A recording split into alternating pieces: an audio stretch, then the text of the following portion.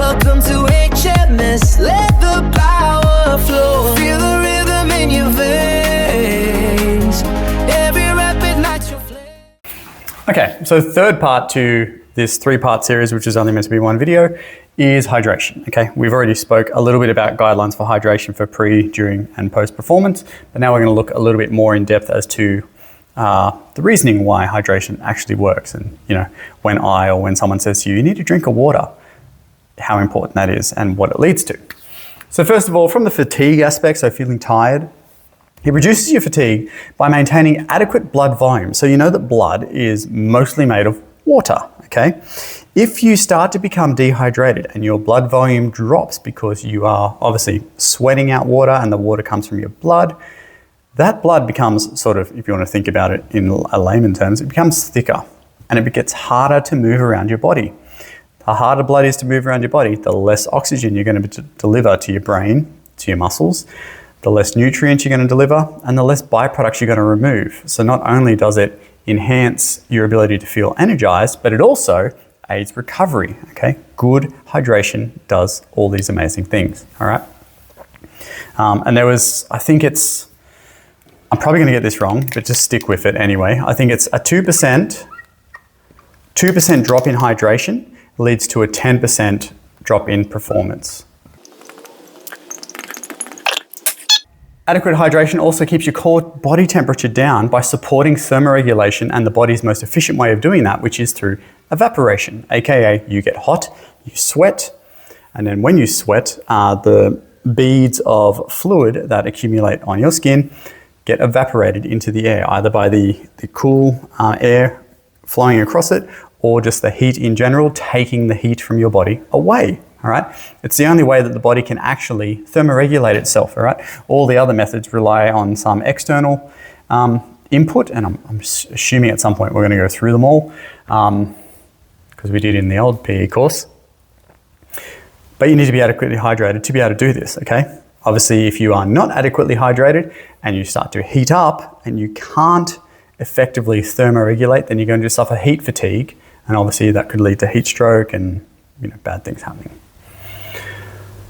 Good hydration also lubricates the joints. Okay, so remember you've got synovial fluid in all of your joints. Well, guess what synovial fluid is mainly made out of? Water.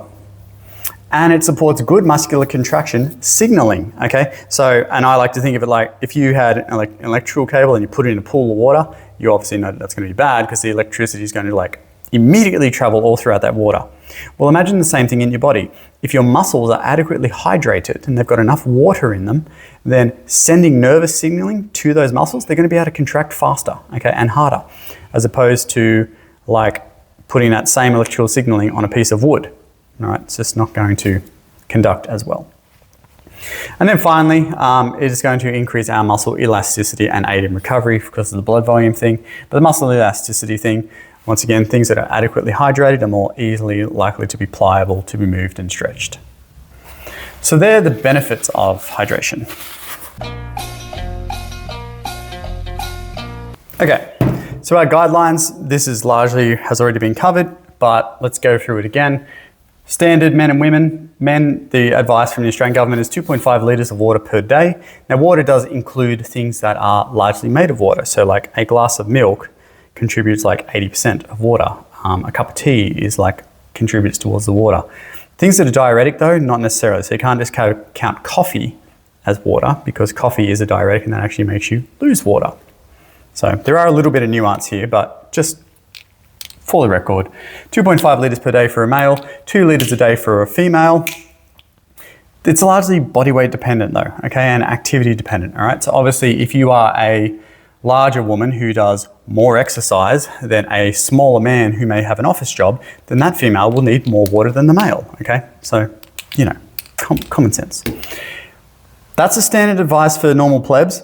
Then athletes. Athletes have specific rules, which you've already been through, but let's rehash them. 150 mils per 15 minutes of exercise. And the ultimate rule, which you'll always come back to, is this one. And if it's the only one you remember, then good for you. 1.5 litres per kilogram of body weight loss during exercise. So if I weighed myself in my underwear prior to exercise and I weighed 70 kilos and then I went exercising, and I weighed myself afterwards in my underwear and I had 69 kilos, then I need to drink 1.5 liters of water because I've lost a kilo of body weight during that exercise, mainly from sweating, okay? Obviously, I made a point of saying in my underwear because if you had clothes on, then your clothes will actually have held a lot of that sweat. So like technically on the scale, it might actually say 70 kilos pre and 70 kilos post, but all of that fluid is actually in your clothing, not in your body where it needs to be. And also athletes should consider isotonic fluids, so things with sodium, potassium, etc. in it. Okay. So planning and routines, how do we make sure that we're getting enough hydration in our day? So first of all, 500 mils first upon waking. You sweat a lot in your sleep, whether you are aware of it or not, okay? And some of you may actually be actual sweaty sleepers. I'm a very hot sleeper. I will often wake up in pools of sweat, which is kind of gross, but anyway, we do wash the sheets. So as soon as you wake up, 500 mils, okay? A lot of the grogginess that you experience will go away pretty quickly because a lot of that grogginess is because you're dehydrated, okay? So half a litre, and you don't like have to chug it down, but you basically just fill a shaker cup up or a couple of glasses of water and just over the first 10, 20 minutes of you waking up, drink it, okay? A good little routine to remember, and this has double benefits, have a cup of water before each meal and snack. So your body sends a signal to your brain that it needs food, so you get hungry, okay? That same pathway though is used for thirst, okay? So a lot of the times your body can separate the two with different things, but thirst and hunger a lot of the time go together. So if you get in the habit and routine of having a cup of water before each meal or before each snack, that will do two things. Number one, it will make sure you're getting enough water throughout your day because you're constantly having water. But secondly, it may actually stop people overeating. A lot of people will keep eating and eating and eating, and they keep eating and they have a big meal and they're still hungry and they keep eating. Their body is actually thirsty. It's not hungry, it's thirsty. So they keep consuming food to get the trace amounts of fluids from those foods into their body. And then they stop eating when they're actually hydrated enough, but in the same time they've overeaten. So a cup of water before each meal will make sure that you are eating the right amount of foods, especially if you're an athlete, and also ensure that you are adequately hydrated. Carrying a water bowl, I know it sounds really basic, but it's common sense. Well, it's not common sense, but you watch. People that carry water bottles drink more water. And it's not because they carry the water bottle to drink more water. It's just the fact that it's there. And so when they're not thinking about it, they just pick it up and they have a sip. All right. You watch. If you currently struggle with water issues, go get yourself a nice water bottle, make an effort to carry it everywhere, and don't think about drinking the water. You'll just drink it. Backing on to the sleep video, aim to stop drinking your water. So aim to make sure you hit your daily amount, whether it was the 2.5 or 2 liters or more if you're an athlete, 1 or 2 hours pre-bed so that you're not getting up to urinate throughout the night. And if you really struggle to drink water, which a lot of people do, use flavorings, okay? They've been studied for decades now. Using something like a sugar-free cordial is, I'm not going to say definitively it's not going to lead to cancer, but a lot of people are like, I'm not having that Diet Coke or the sugar-free cordial, I'm going to get cancer. Just drink the water, okay? Put some sugar-free cordial in it if you need to, all right? To be fair, being dehydrated is way more detrimental to your health than potential effects which are still not confirmed. If cordial is not your thing, protein powder, okay? Some people don't like the sweet taste of things, but you do like milky type things, put a scoop of protein powder in. That's a double punch. Not only are you now getting your 500 mils of water, but you're also then getting 25 to 30 grams of protein to get towards your 1.6 to 2 grams of protein per day as an athlete needs. So, yeah. And finally, how do you monitor how much hydration or water you've had and whether you are adequately hydrated? I mentioned it in the previous video, but pale straw urine is the best determinant or the best way for you to know for your body and your weight and your activity levels and all the things that go into making you unique to me and everybody else, whether you're adequately hydrated or not, okay? So there is a urine color chart. I'll probably put a nice picture up of it here. Pale straw means not clear, but it's also not yellow and then not the colors underneath yellow too, all right? So most of your urinations, and particularly the ones pre and during performance, should be pale straw, okay? I'm not gonna go into too much depth with, I need you to remember this, but there was a trainer a few years ago who basically said that this is all anecdotal, meaning it's just his observations from training people for many years. He said that he made sure that his athletes had 2 to 3 pale straw urinations before their competition events. He was actually a powerlifting coach to ensure that they performed adequately, because he had noticed over the years that athletes that did not have the 2 to 3 urinations pre-event were potentially dehydrated and therefore suffering from that 10% performance loss that we spoke about earlier, okay?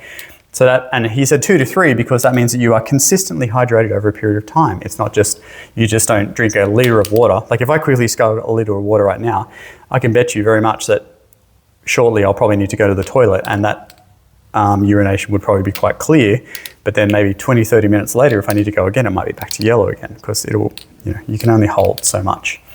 So 2 to 3 beforehand, making sure at all times it was the right color, okay? If you don't want to monitor it that way, you can do some other things, such as writing a diary or a logbook, or, at 10:30 I had 300 mils of water or whatever. You can use apps, so MyFitnessPal and all the fitness type apps will track them. Wearables, so I can do it on my watch. I just don't, because I do this instead. And these days you can even get monitoring bottles. You can get like cheap ones that just literally have 2 liters. They're a big 2-liter thing, and they've got like little, messages on the way. You're halfway there and keep going. You're amazing. Oh, look at your skin. It's great. 500 mils to go. All that kind of stuff. Or you can even get like smart bottles. And the smart bottle will actually detect how much water goes into it and how much water goes out. And it tells you like on a little digital counter how much you've got left to drink that day.